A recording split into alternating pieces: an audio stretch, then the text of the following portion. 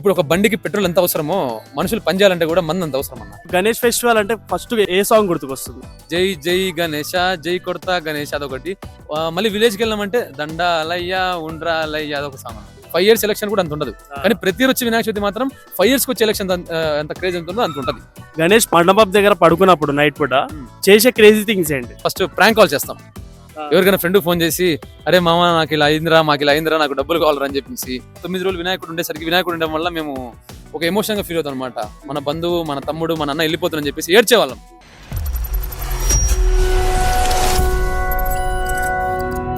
వినాయక చవితి ఎందుకు జరుపుకుంటారు? వినాయక చవితి ఎందుకు జరుపుకుంటారంటే మన దేశంలో హిందూ సాంప్రదాయాల్లో ముఖ్యమైన పండుగల్లో వినాయక చవితి ఒకటి. కాబట్టి వినాయక చవితి అనేది ఎందుకు జరుపుకుంటారని చెప్పేసి అంటే దానికి చాలా శాస్త్రం ఉంది. మన మన దేవుళ్ళ సమయం నుంచి చాలా శాస్త్రం ఉంది కాబట్టి చెప్పాలంటే అంత టైం ఉండదు. కాబట్టి అంటే ఇది మనకి ఫస్ట్ మనకి 1893లో మన బాలగంగాధర తిలక్ గారు తెచ్చారనమాట ఈ వినాయక చవితి జరుపుకుంటే పాలసీ. అంటే ఫస్ట్ నుంచి జరుపుకుంటారు, ఆయన వచ్చాక చాలా పాపులర్ చేశారు మహారాష్ట్ర నుంచి. కాబట్టి అక్కడి నుంచి మనం వినాయక చవితి బాగా పిల్లలు పెద్దలు తేడా ఏం లేకుండా అందరూ కలిసి కుల మతాలకు అతీతంగా చేసుకుంటే పండుగ వినాయక చవితి. మీరు వినాయకుడిని పెట్టారా అన్న? పెట్టాం, చాలాసార్లు పెట్టాం. ఇప్పుడు పెట్టారా? ఇప్పుడు ఏం లేదన్న. ఎందుకు పెడతట్లేదు? ఇప్పుడు కొంచెం వేరే ఊరికి రావడం వల్ల పెట్టలే కదన్న. లేదంటే నార్మల్గా ఏదో వినాయకుడిని పెడతాం, ఎంజాయ్ చేస్తాం బాగా, అంత కలర్స్ అన్ని ఉంటాయి అన్న. ప్రతిదీ బాగుంటుంది. లైక్ ఆ 9 days కూడా ఒక ఎమోషన్ అన్న మాకు. ఇప్పుడు దసరా నవరాత్రులు ఎలా 9 days ఉంటాయో, వినాయక చవితి అనేది ఈ గణేశోత్సవాలు 9 days కూడా ఒక మంచి ఆట పాటలు, చిందు విందు అంతా బాగుంటుంది. మీరు చిన్నప్పుడు గణేష్ లడ్డు ఎప్పుడైనా కొట్టేసారా? లడ్డు కొట్టడం అంటే అన్న ప్రసాదం కోసం వెళ్ళి చాలా సార్లు వేరే వినాయకుల, అంటే మన వీధి వినాయకుడి దగ్గర కాకుండా వేరే వినాయకుడి దగ్గరికి వెళ్ళి తీసుకున్నాం అన్న లడ్డులు. అంటే కొట్టడం కాదు, అడిగి తీసుకున్నాం అన్న. అంటే దాన్ని కొట్టడం కిందికి వస్తుంది, అంటే తెలియకుండా తీసుకున్నాం ఒకరిని అడిగేసి అట్లా. అలా దొరకలేదా ఇప్పుడు దాకా? దొరకలేదా అంటే అరిచారు, పూజారి వాళ్ళు అరిచారు అనమాట. అరే ఆడ పెట్టిపోరా అని చెప్పేసి. అయినా కూడా మేము లెక్క చేయకుండా చిన్నప్పుడు తీసుకుని పారిపోయే వాళ్ళం. ఎక్కడ మేము కొట్టేస్తే మళ్ళీ వాళ్ళు మమ్మల్ని కొడతారని చెప్పేసి. గణేష్ మండపం దగ్గర పడుకున్నప్పుడు నైట్ పూట చేసే క్రేజీ థింగ్స్ ఏంటి? గణేష్ పండుగ దగ్గర నైట్ పూట పడుకున్నప్పుడు చేసే క్రేజీ థింగ్స్ ఏంటంటే, ఫ్రెండ్స్ అందరూ ఉంటారు, ఒక మంచి 2-3 ఫ్రెండ్స్ ఉంటారు అనమాట, మంచి జిగిరి దోస్తులు. వాళ్ళతో పాటు ఏం చేస్తామంటే ఫస్ట్ ప్రాంక్ కాల్ చేస్తాం. ఎవరికైనా ఫ్రెండ్ ఫోన్ చేసి, అరే మామ నాకు ఇలా అయిందిరా, మాకు ఇలా అయిందిరా, నాకు డబ్బులు కావాలరా అని చెప్పేసి అలా ప్రాంక్ కాల్ చేసుకుంటూ కొన్ని మామూలుగా ఏదైనా ఫన్నీ వీడియోస్ చూసుకుంటూ ప్రాంక్ కాల్స్ అయితే ఖచ్చితంగా చేస్తాం. ఎవరికొరికి ఫోన్ చేసి ఆట పట్టిస్తాం. అరే నాకు యాక్సిడెంట్ అయిందిరా, ఇలా అయిందిరా, అలా అని చెప్పేసి మనం భయపిస్తాం అనమాట. మెయిన్ థింగ్ అదే, అంటే ప్రాంక్ కాల్స్ ఎక్కువ చేస్తాం. మీకు గణేష్ ఫెస్టివల్ అంటే ఫస్ట్ ఏ సాంగ్ గుర్తుకొస్తుంది? ఏకదంతాయ గౌరీ తనయాయ ధీమహే అని వస్తుంది, గణేశాయ అని ఒక సాంగ్ ఉండొచ్చు, శంకర్ మహాదేవన్ గారు పాడారు. ఆ సాంగ్ బాగా గుర్తొస్తుంది అనమాట. అలాగే మన తెలుగు సాంగ్ వచ్చి అదే మన తెలుగులో ఇంకో సాంగ్ జై జై గణేష, జై కొడతా గణేష్ అదొకటి. మళ్ళీ విలేజ్కి వెళ్ళామంటే దండాలయ్య ఉండ్రాలయ్య అదొక సాంగ్ అనమాట. ఆ 3 songs బాగా గుర్తొస్తాయి అనమాట వినాయకుడు. మీరు చిన్నప్పుడు నిమజ్జనం పోయే టైంలో మీ మమ్మీ పంపించకపోతే ఏం చేసేవాళ్ళు? మమ్మీ పంపకపోతే మమ్మీ అంటే ఫీల్ అంటే ఏడ్చేవాళ్ళం అన్న. నిమజ్జనం అంటే ఆ ఏజ్ అంటే చిన్నప్పుడు కాబట్టి ఎవరైనా భయపడతారు కదన్న. ఏడ్చేవాళ్ళం, గోల చేసేవాళ్ళం. ఆ రోజు నైట్ పూట అన్నం తినకుండా ఉండేవాళ్ళము. ఇంకోటి ఏంటంటే ఆ టైంలో మాకేంటంటే 9 రోజులు వినాయకుడు ఉండేసరికి వినాయకుడు ఉండడం వల్ల మేము ఒక ఎమోషన్ గా ఫీల్ అవుతాం అనమాట. మన బంధువు, మన తమ్ముడు, మన అన్న వెళ్ళిపోతారని చెప్పేసి ఏడ్చేవాళ్ళం. కానీ ఇంట్లో వాళ్ళు ఏంది లాగి వాత పెట్టేవాళ్ళు మాకు, అరే నువ్వు వెళ్ళొద్దురా, వెళ్ళామంటే బాగుండదని చెప్పేసి. కాబట్టి అలా ఏడ్చుకుంటూ అలా బ్యాక్ వచ్చేసేవాళ్ళం అనమాట. మనం ఏం ముందుకు వెళ్ళే వాళ్ళం కాదు, చిన్న వయసు కదా అని చెప్పేసి. ఇప్పుడు ఏంటంటే మనం లేకుంటే నిమజ్జనమే జరగదని చెప్పేసి మన యూత్ ఉంటారు కదా, అన్న మీరు ఉండాలి లేకపోతే నిమజ్జనం జరగదు, అంటే ఇలా పండగ ఉండాలని చెప్పేసి. కాబట్టి ఇప్పుడు ఉంటాం, అప్పుడు వేరు కదా. అంటే ఏజ్ డిఫరెన్స్ అనమాట. ఈసారి ఊరికి ఎందుకు వెళ్ళలేదు మరి? వెళ్ళలేదన్న, కొన్ని అంటే ఎందుకు లేని ఈసారి వెళ్ళలేదు, కొంచెం వాతావరణం కూడా అనుకూలించలేదు, దానివల్ల వెళ్ళలేదన్న. మీ గ్యాంగ్ లో అంటే ఇప్పుడు మండపం కట్టేటప్పుడు మీ గ్యాంగ్ లో పని చేస్తున్నట్టు యాక్టింగ్ చేసేవారు ఎవరు? పని చేసి యాక్టింగ్ చేసే వాళ్ళు ఉంటారన్న, చాలా మంది ఉంటారన్న యాక్టింగ్ చేసే వాళ్ళు. అంటే పేర్లు చెప్పకూడదు అన్న, మళ్ళీ చెప్పండి పర్లేదు. కొంచెం ఎంతమంది ఉన్నారు అట్లా మీ గ్యాంగ్ లో? మా గ్యాంగ్ లో చాలా మంది ఉన్నారన్న, కట్టే వాళ్ళు ఉన్నారు, కాకపోతే పేర్లు చెప్పకూడదు. లేదు ఇదో మెయిన్ వీడియో అఖిల్ గాడు, మనోడు అనమాట. మెయిన్ అఖిల్ అనేవాడు, వాడు కట్టడు, ఎగురు కొడతాడు అనమాట. అట్లా అంటే ఏదో ఉంటది కదా, జస్ట్ అదేది ఒక సైడ్ క్యారెక్టర్ లాగా సినిమాలో ఎటువంటి ఉపయోగం లేని క్యారెక్టర్. అంటే బాహుబలి సెకండ్ హాఫ్ తమన్నా లాగా ఏం లేకుండా అలా చేసుకుంటాడు. చిన్నప్పుడు మీరు గణేష్ పెట్టినప్పుడు ఎలా ఫీల్ ఉండేది? చిన్నప్పుడు గణేష్ని పెట్టినప్పుడు చాలా ఫీలింగ్ ఉండేది అన్న. అంటే ఎలాంటి ఫీలింగ్ అంటే, వినాయకుడే మన ఇంటికి వస్తున్నాడు, అంటే వినాయకుడు మనతో పాటు ఉంటున్నాడు అని చెప్పేసి.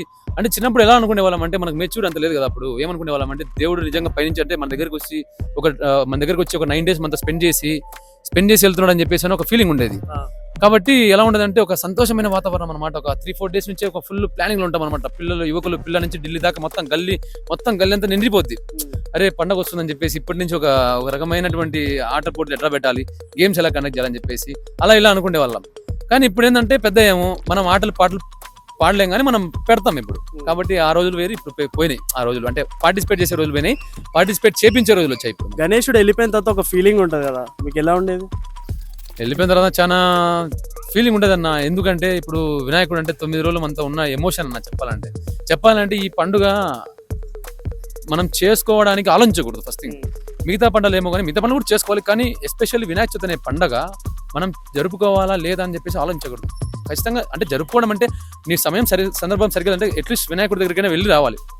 ఆ రకమైనటువంటి పండుగ వినాయక చవితి అన్న. కాబట్టి ఎలా ఉంటుందంటే గణేష్ వెళ్ళిపోయిన తర్వాత ఒక ఎమోషన్ ఫీల్ అవుతుంది అనమాట. అరే ఇంట్లో తమ్ముడు వెళ్ళిపోతున్నాడు, ఒక అన్న వెళ్ళిపోతున్నాడు, ఏదో ఒక రకమైన ఒక బంధువు వెళ్ళిపోతున్నాడు, చాలా క్లోజెస్ట్ ఫ్రెండ్ అంటే ఒక రిలేటివ్ కాకపోయినా ఒక ఫ్రెండ్ అనుకో, ఒక ఫ్యామిలీ ఫ్రెండ్ అనుకోండి వెళ్ళిపోతుంది అనిపిస్తున్నా. అంటే నెక్స్ట్ మళ్ళీ 1 year తర్వాత గెలవాలి కదా, అంటే సంవత్సరానికి ఒకసారి వచ్చేలాగా. అంటే ఎలా ఉంటుందంటే ఎలక్షన్స్ 5 years ఒకసారి వచ్చినా అంత ఇంట్రెస్ట్ ఉండదేమో, కానీ 1 yearకి ప్రతి 1 year ప్రతి ఇయర్ వచ్చే వినాయక చవితి మాత్రం ఒక రేంజ్ ఉంటుంది అన్న. 5 years ఎలక్షన్ కూడా అంత ఉండదు, కానీ ప్రతి ఇయర్ వచ్చే వినాయక చవితి మాత్రం 5 yearsకి వచ్చే ఎలక్షన్ ఎంత క్రేజ్ ఎంత ఉందో అంత ఉంటుంది. అలా ఉంటుంది అనమాట. లాస్ట్ కి గణేష్ తీసేటప్పుడు తాగుతారు కదా, అది కరెక్టే అంటారా? అన్న ఒకటి చెప్తాడు అన్న, తాగుడు అనేది రాంగ్ అన్న. అంటే వినాయకుడిని తీసేటప్పుడు తాగడం అనేది రాంగ్ అన్న. రాంగ్ ఆర్ రైట్ అని చెప్పేసి అంటే చాలా మంది చెప్పాలంటే ఇప్పుడున్న సిచ్యువేషన్లో ఇప్పుడున్న కాలంలో మనుషులకి ఇప్పుడు ఒక బండికి పెట్రోల్ ఎంత అవసరమో మనుషులు పని చేయాలంటే కూడా మందు అంత అవసరం అన్న. వాళ్ళు మందు లేనిది రారు చాలా వరకు. అంటే వచ్చి ఆ యొక్క ఆ వినాయకుడి యొక్క నిమజ్జనం అనేది చేయరని కాదు, అలా అలవాటు అయిపోయారు జనాలు దానికి.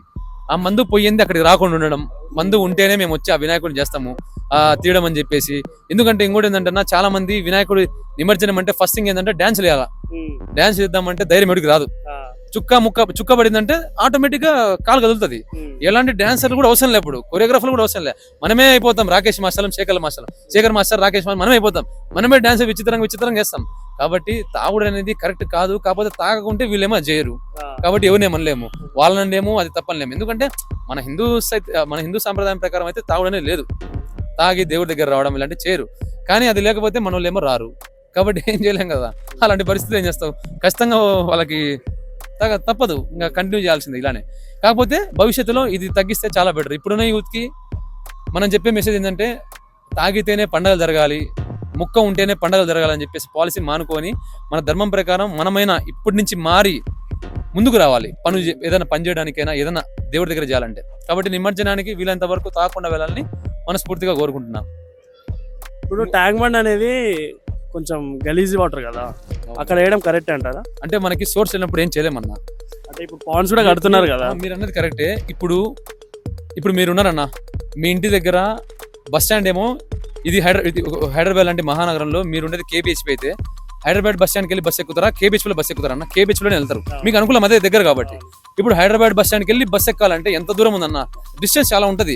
ఎవరైనా అంతే కదన్న, సోర్స్ అయితే దగ్గర ఉంటే అది ఆలోచిస్తారు, కంఫర్ట్ ఆలోచిస్తారు. కాబట్టి మీరు అన్నది కరెక్టే. అందులో అంత క్లీన్లీనెస్ ఉండదు హుస్సేన్ సాగర్ లో. అదే ఇంటికాడ కూడా నిమజ్జనం చేసుకోవచ్చు అన్న, కానీ దాని తగ్గట్టు ఉండాలి కదన్న. ఇప్పుడు సిటీస్ లో అయితే ఉండదు. పల్లెటూరులో అంటే చెరువులకు వెళ్తారు, ఎరువులకు వెళ్తారు, ఎక్కడికో చోటుకి వెళ్ళి బావిలకు ఎక్కడైనా. అది గవర్నమెంట్ రెస్పాన్సిబిలిటీ కాదు క్లీన్ చేయడం. అవునన్నా, క్లీన్ చేయడం 100% గవర్నమెంట్ రెస్పాన్సిబిలిటీ, కానీ చేయరు. ఎందుకంటే వ్యవస్థలు అలా పనిచేస్తున్నాయి అన్న. ఎవరైనా వెళ్ళి చెప్దామంటే చెప్పరు, మాకెందుకులే అని చెప్పేసి. అందరూ మార్పు రావాలని కోరుకుంటారు, కానీ వాళ్ళు మాత్రం మారరు. ఇది అంతేనా, మనం ఎంత ముత్తుకొని చెప్పినా, ఎంత మైక్ ముందు మాట్లాడినా, ఎంత మందికి చెప్పి చెవులో దుద్దులు పెట్టినట్టే వాళ్ళకి. ఇప్పటికైనా మేల్కోండి. ప్రభుత్వాలకు చెప్పేది ఇక్కడ నుంచి అంటే నేను వాళ్ళ ద్వారా చెప్తున్నా, అందరి ద్వారా నేను చెప్తున్నా. ఇది నా యొక్క ఒపీనియన్ కాదు, అందరికీ చెప్పే ఒపీనియన్ ఏంటంటే అలా ఏదైతే కేవలం ట్యాంక్ బండే కాదు, వినాయకుడి విసర్జన జరిగే ఏదైనా కానీ, ఒక చెరువైనా బావైనా ఏదైనా నీటి సరస్సైనా కానీ వాటిని క్లీన్ చేసే బాధ్యత ప్రభుత్వం తీసుకొని మన ఒక పండగని కాపాడాల్సిందిగా మనస్ఫూర్తిగా కోరుకుంటామన్న.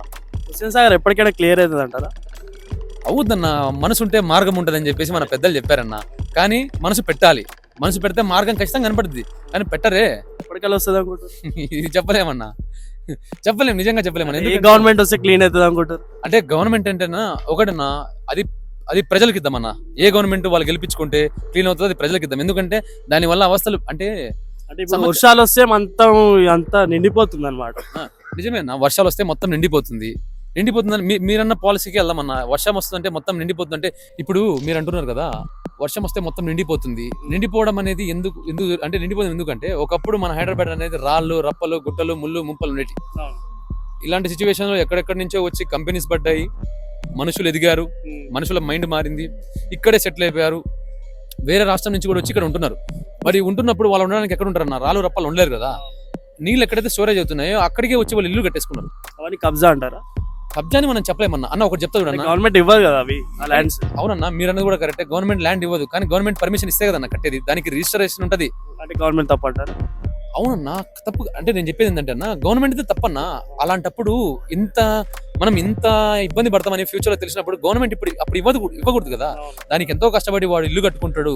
దానికి కొంతమంది అప్పు చేసి ఇల్లు కడతారు, కొంతమంది ఫర్ ఎగ్జాంపుల్ అదేమంటారు ఈఎంఐలో ఉంటది ఇల్లు, ఈఎంఐ పెడతారు, ఈఎంఐలు కట్టుకోవాల్సి వస్తుంది, లోన్ కట్టుకోవాల్సి వస్తుంది. మళ్ళీ కొంతమంది రిజిస్ట్రేషన్ ఖర్చులు పెడతారు, గృహప్రవేశానికి మళ్ళీ బంధువులందరూ పిలుస్తారు, పట్టుచీరలు పెడతారు, భోజనాలు పెడతారు, అన్ని పెడతారు.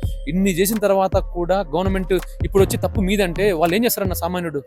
ఇదేదో గవర్నమెంట్ చేయాల్సిన బెస్ట్ థింగ్ ఏంటంటే దీనికి పర్మిషన్ ఇచ్చిన వాళ్ళకి శిక్ష చేయాలా. దీనికి పర్మిషన్ ఇచ్చిన ఆ యొక్క ఆఫీసర్ ఎవరైతే ఉంటారో, ఆ రిజిస్ట్రేషన్ చేయడానికి వచ్చినటువంటి ఆఫీసర్ కి ఏదైతే అప్పుడు సమర్పించాడో అవన్నీ తీసుకెళ్లి మీకు ఎవరు సంతకం చేశారు వాళ్ళు ఎవరైనా కానీ వాళ్ళకి శిక్ష పడాలన్న.